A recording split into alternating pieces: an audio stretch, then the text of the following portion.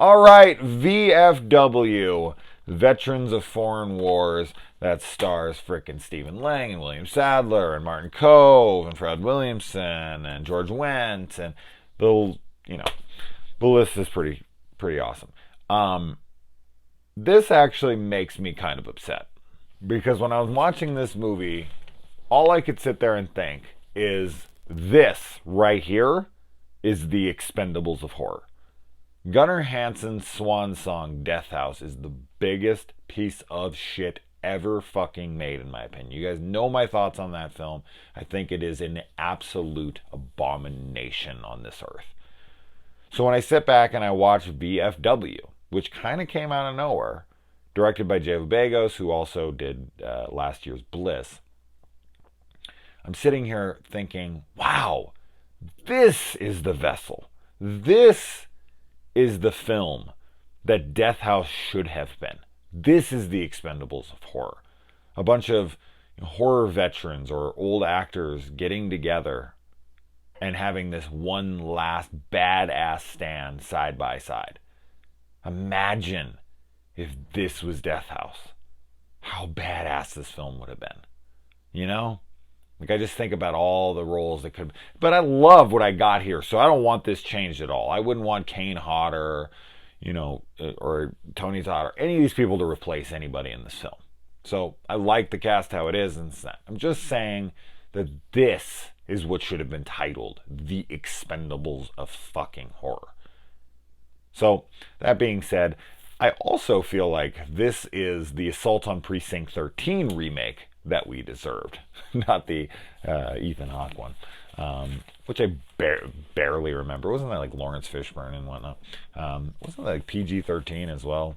I can't remember. I remember not being big on it, but the first one, the original, is so gritty and so fucking like that like kid getting gunned down at like an ice cream stand. Like, it's a brutal flick at times, man. It's a great flick, and there's a reason Quentin Tarantino and people love it so much because yeah, it's really gritty. It's a really dark flick, and I dig the shit out of it. And this one just kind of feels like that. It's just an absolute assault on this building, and these guys are just like, faceless, nameless. Gang members, drug addicts, whatever, and they're all just running in there kind of haphazardly and getting just cut down and mauled. Now, this one's more graphic than Assault on Precinct 13, but of course, the graphic violence in this is not realistic, but still so satisfying. That's, this film has two great things going for it. Number one is its cast and how they interact with each other. The chemistry, the camaraderie, all that stuff in this movie is solid as fuck. The way these guys play off of each other, it very much feels like they've all known each other for years. It is a great, blending, a cohesion of these actors and these characters, and it just feels so legit. And I love that about the movie. It's probably my favorite thing about the movie.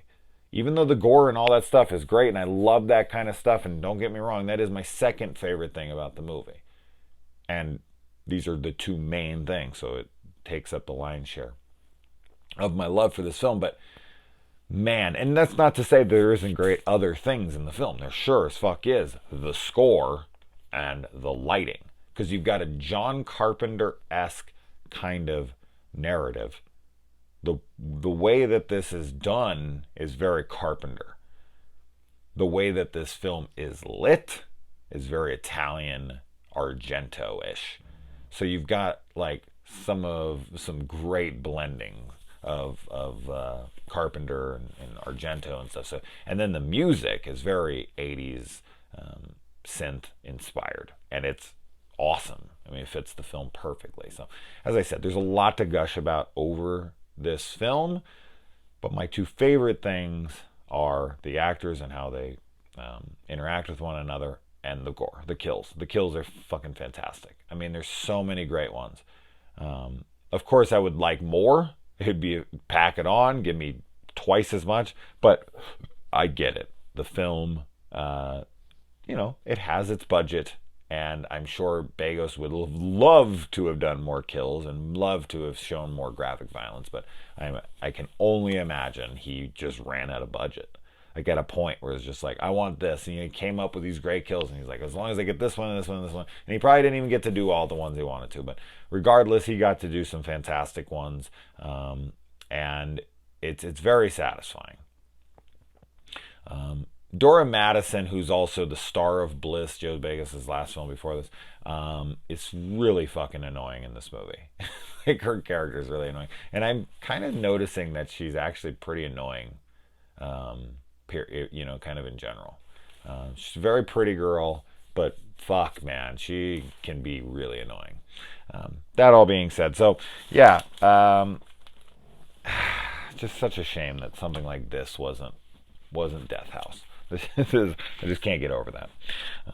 All right, so I love how this movie starts with a girl throwing herself over a ledge for drugs. Like, obviously, these people are just not thinking at all. Their minds are so, fixated on acquiring this drug at any cost that their brain. I mean, this is essentially like a zombie movie. I mean, the way it plays out, these guys are nameless, faceless, fucking, just one track mind. I need to kill. Yeah, and they just rush and they rush and they rush. But it's more like an Assault on Precinct 13. But if you really pay attention to Assault on Precinct 13, it's kind of just set up like a zombie movie.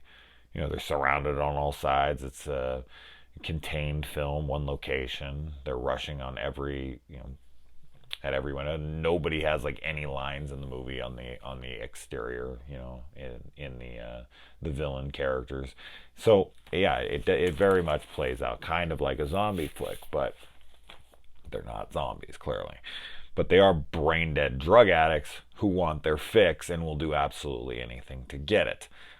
And you kind of just gotta go along with the tone and what's being presented to you, because if you think about this film at all, it's just not gonna work. But I can't imagine anyone. Well, I shouldn't say I can't imagine. I definitely can't imagine there are some people out there that would watch this and be like, "This is so stupid. Oh my god, am I supposed to believe that?" And it's like, no, you're not supposed to believe that. You're just supposed to enjoy it. Like when freaking William Sadler grabs that saw and he just goes and he's like, I got this. And there's like 20 guys just standing right there, all bunched together. And he just goes and he just takes the saw into all of them. And then just cuts to them walking out. Like, what did they do? Just line up, take a number, and is like, I'm next in line to be sawed, please. And he's like, oh, okay. And now serving number. It's like, did none of these guys fight back at all? It was ridiculous. So as I said, you can't really question stuff. And then like the final showdown where, the main dude, the main bad villain, can't remember what the fuck his name is right now. He's got Lizard by the throat, and Fred's out there, and he's kind of got him at gunpoint. This guy just could have shot her and shot him. I mean, really, it was pretty stupid that he was even having the standoff with him.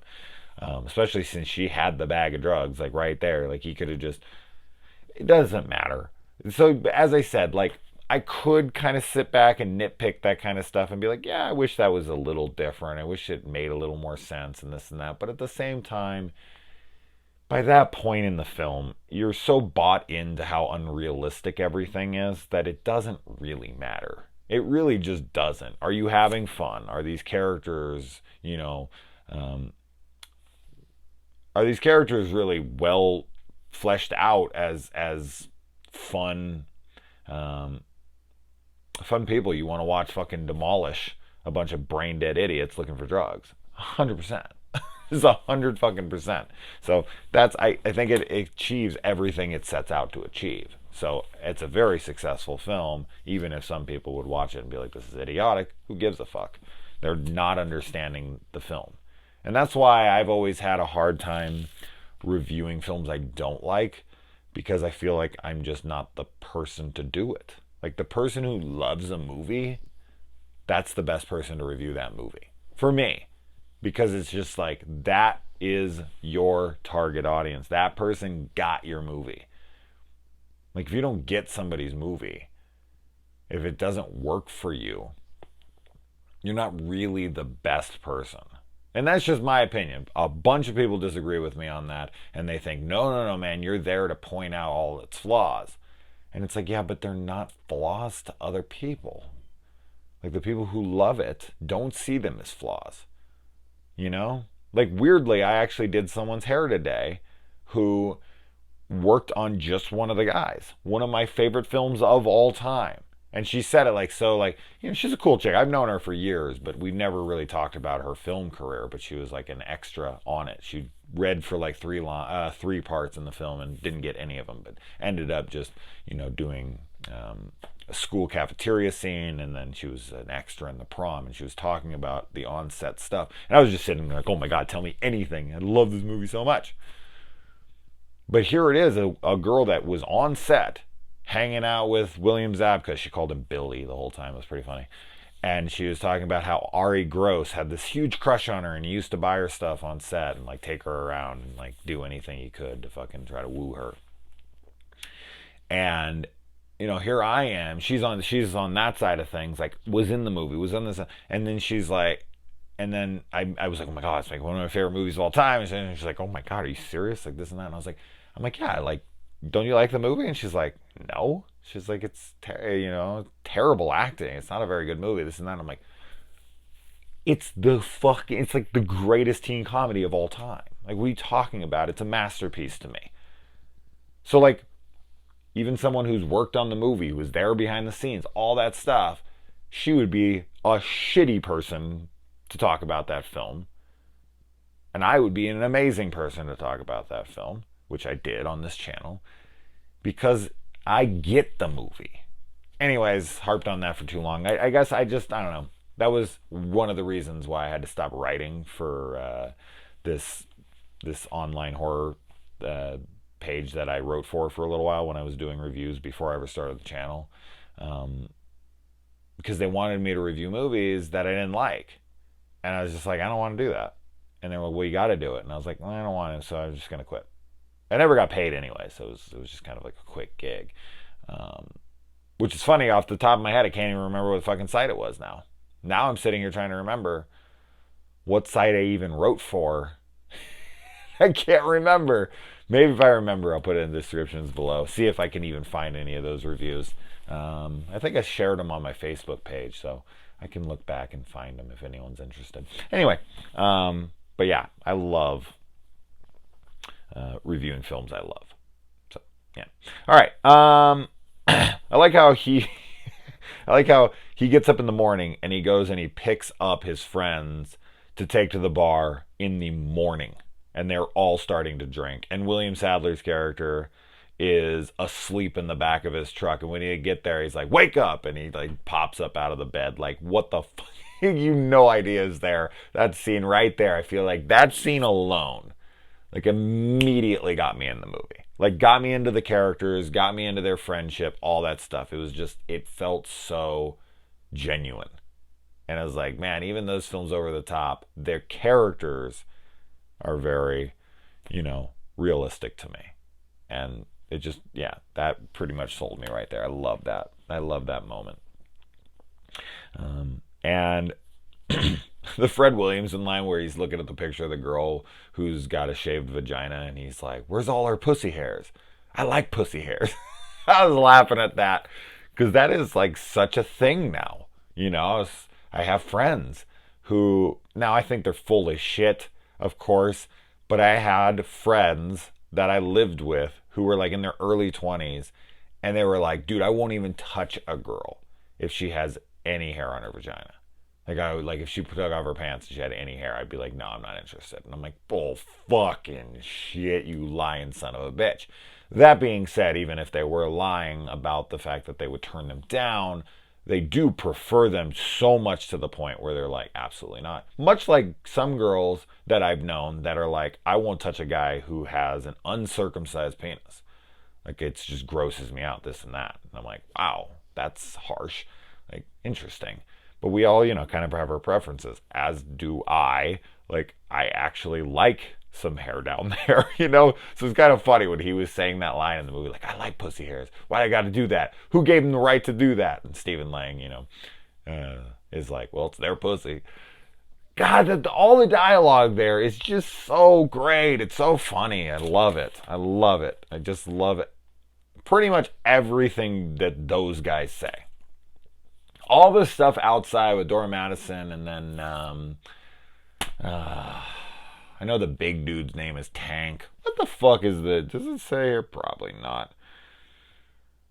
They say it in the movie. I just can't remember. Ooh. 2 filmmakers audio commentary. Oh, I might have to check that out. That'd be kind of cool. 2 audio commentaries. Jeez. I wonder with who. But yeah. So, like, most of the stuff outside of the bar, outside of VFW, I couldn't give a fuck about, to be honest. Like, all the dialogue between them, except for the scene where the girl just goes face down and just hits the ground and blood goes everywhere, and you just know exactly what kind of movie you're getting yourself into. Like, the gore is going to be ridiculously over the top. Everything's going to be insane.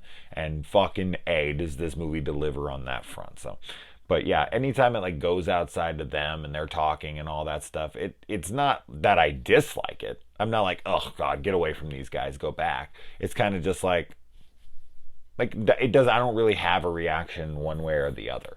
And I think they're all fine. Like, I think the main bad guy is actually a pretty good villain. Like, the way he presents it and the way he looks and all that. I like him. It just, he's not all that interesting. I'm not saying, like, he doesn't have any lines that are with anybody that I'm just like, oh, that was funny, or that was cool, or that was anything. It was just kind of like, whatever. And I was so into these characters that watching any of them die sucked to me. Oh, and also, another actor that I don't even think got his name in here, David Patrick Kelly. What's his name?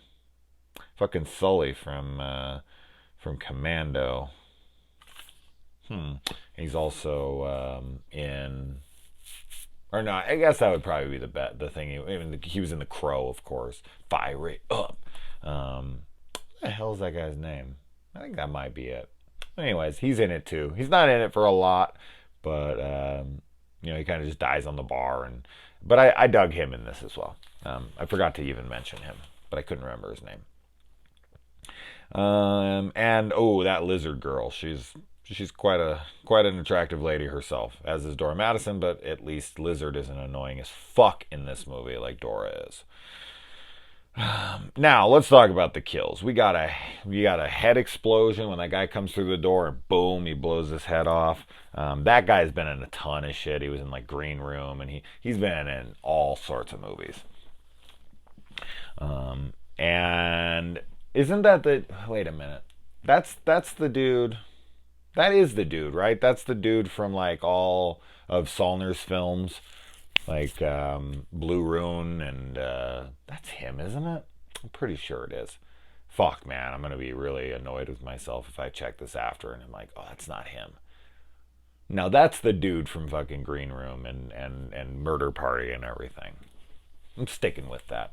Shit. I'll wake up tomorrow to like, oh no, I can't upload this till tomorrow. Whatever, whenever I upload this. Hopefully I'll have checked by then and I'll know the barrage is coming of people telling me how stupid I am. Then we get the head stomp, fucking foot down, which we've gotten a lot of those. And for some reason, I don't care how many times I see a person taking their foot and just stomping on someone's head till it crushes in. You would just think that would get old eventually. And I'm sure that if it was in every single movie I watched and it was just done, I'd probably get sick of it eventually. But that being said, I've seen it a decent amount at this point. Probably, I don't know, I'm not even going to guess. But I've seen it a lot. It's never not satisfying to me. Every time I'm like, oh shit! I love it. I love just fucking stomping someone's head with your foot till their skull caves in. It's such a, I don't know. It's a very satisfying kill. And then you got the guy getting his arm chopped off, and then you got the grenade made of like a tennis ball they throw in. It blows everyone's fucking limbs and arms, their arms and their legs off, and they just kind of go flying.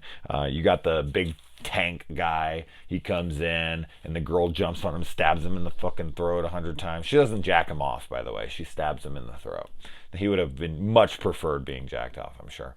And then he lands, and then the younger dude grabs him, and he fucking just keeps that looks like he's giving him head. Jesus Christ, man, I can't win here. Takes his fucking head and he's just smashing it into his knee, much like the face smash on the ground, and just keeps doing it one after the other after the other. It's just awesome just to watch that guy's head collapse. That guy comes in like a wrecking ball, or a tank, as his name suggests. Then you get an antler kill. No, not the Linnea Quigley one from Silent Night, Deadly Night. Yeah, I mean, I would say that one's probably superior just because you get to see Linnea Quigley. Linnea Quigley tit? Linnea Quigley's tits. I needed to pluralize one, and I needed to add S's. But yeah, the antler kill in this is pretty rad. He like sticks it through the guy's face, and it's like starting to pierce through his. It's good shit, man. It's really good shit. I'll tell you this though, I bought the 4K because I was like, I watched this on my computer the first time, and it didn't look that great, and I was like, dude, I'm getting the best quality this thing has because all the colors are awesome and this and that. Dude, I threw it in. It looks like shit.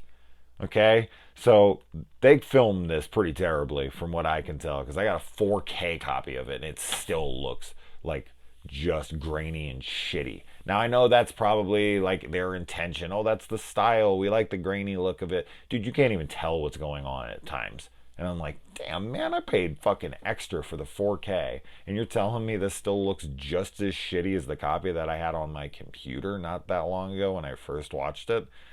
I don't know, man. That's kind of lame. Like, why the fuck is this on 4K if it doesn't even look semi-better? Like, that's lame. Anyway. And then I like that Fred Williamson like grabs a fucking handful of this drug and just smashes it into his face, and he's like, let's do this. That being said, he should have kicked more ass after he did those drugs. Like, he should have, like, we should have had him doped out of his fucking mind, and he's just like, yeah, and just grabs somebody by the mouth here and literally just fucking tears their whole head apart, like Victor Crowley style. How awesome would that have been if he just grabbed a guy and or Dora Madison's character, even though I do really like her, so we'll say not her, because we do get her flag death, which is pretty cool. But any one of those random guys, who gives a shit? He just grabs one of them and rips their fucking head right off their body, but from the mouth up, out, and then just takes another guy and just fucking, picks him up and tears him in half or something. Just insane strength, something that's crazy. But he does these drugs and he's like, I'm going to get on the front line, I'm going to take point on this, and I'm going to show you the might of the military, American military or something. And then he gets his ass kicked by Dora fucking Madison. Really? Like a fucking 90-pound girl? Come on, get the fuck out of here. So that was kind of lame to me. Yeah, he gets a couple little hits in on this and that, but dude, he should have been literally ripping dudes apart. He should have ripped Dora Madison's fucking arm off and shoved it up her pussy and then checked for her pussy hairs to see if she had them. So yeah, I don't know. That was a little disappointing, to be honest, but whatever. And so yeah, so the Dora Madison flag kill is great, and then the main dude, even though I'm not huge on how that all went down, I don't really care. Him getting hit by that truck and his body just kind of, smashing into the car. That's such a great shot. And the truck blows up. That had to be a pretty expensive scene to shoot for such a low budget film. And then we got 3 survivors here at the end. Fred Williamson, you think he's going to make it for a minute, and he doesn't. We didn't really talk about Lou much. Lou tries to make his heroic stand where he's going to go and he's going to negotiate his way out of there. I would have liked it if Lou did a little bit more in that moment. killed a couple more people, maybe had like a third guy, like maybe had Tank and then Dora Madison's character and then one other guy. I guess the other guy would have been the guy who got his head blown off before that. But even another guy that had a couple lines and was like a bigger character or something. If Lou could have went out there and killed that guy, kind of like a shocking, like he got a hit in on them, but he kind of like beats up a couple random dudes and then tells Fred like, oh, hey, somebody's behind you, and then he just gets shot. I don't know. It just kind of seems like a pointless death. Like, what did he achieve there? Like, I don't feel like he did anything there. Like, if he should have had a moment where like he was like, trust me, man, you just got to trust me this time, like I'm gonna bring you the goods, this and that. He could have done something for them, but really nothing comes of his death. So kind of just feels like a wasted death, and it's supposed to be like this kind of heroic moment where he gets some form of validation or I don't know. It would have been nice, because he's kind of a dick, at first he wants to throw the girl outside, and he's supposed to have his redemption moment, and I don't know. I mean, he gets it kind of. That's the way they present it. But as I sat back, I was like, does he really have a redemption here, though? I get that he goes out there, so technically he does, but it would have added to his redemption had he really done something more than just kind of go out there and get himself killed. Because really, what good did that do them? Like, one other guy in the building helping them, who was a soldier, would have been better than him just walking out there. But I guess he genuinely thought he was going to be able to talk his way out of that. So, I don't know. Whatever. As I said, it's a silly film, so you can't overthink it. And then they actually have a brick of drugs left at the end, which they decide to sell. I mean, that they want to sell. I don't know if that's going to turn into true romance in the end there, but whatever, he wants to sell it, which I guess they just, they have no morals. It's not like they're like, yeah, we got to get rid of the drugs. That's typically how these kinds of things would, like, no, we can't sell. That would be bad. These guys are like, dude, let's sell this shit. Let's fix up the bar. Let's get drunk. And they're like laughing, even though all their friends are dead. So he's like, yeah, I got the money. I'm good to go. Like, good luck selling that. I love how my last line here, and it's because they were showing the credits where they like show each character. I just put lizard hot. Man, I need a girlfriend or something. This is ridiculous. All right, guys. VFW. If you have not seen it, man, get on it. But the 4K is not worth the extra money. So just get the Blu-ray. Shit, even the DVD probably looks as good as any of these transfers, to be completely honest. So whatever you can get it on, get it. It's a rad flick. For some, I don't know why anyone would be watching at this point who hasn't seen it, but as I've said 100 times, some people have to get this incentive. They watch the spoiler discussion and then they go, okay, that sounds fun. So there you go. Anyways, adios.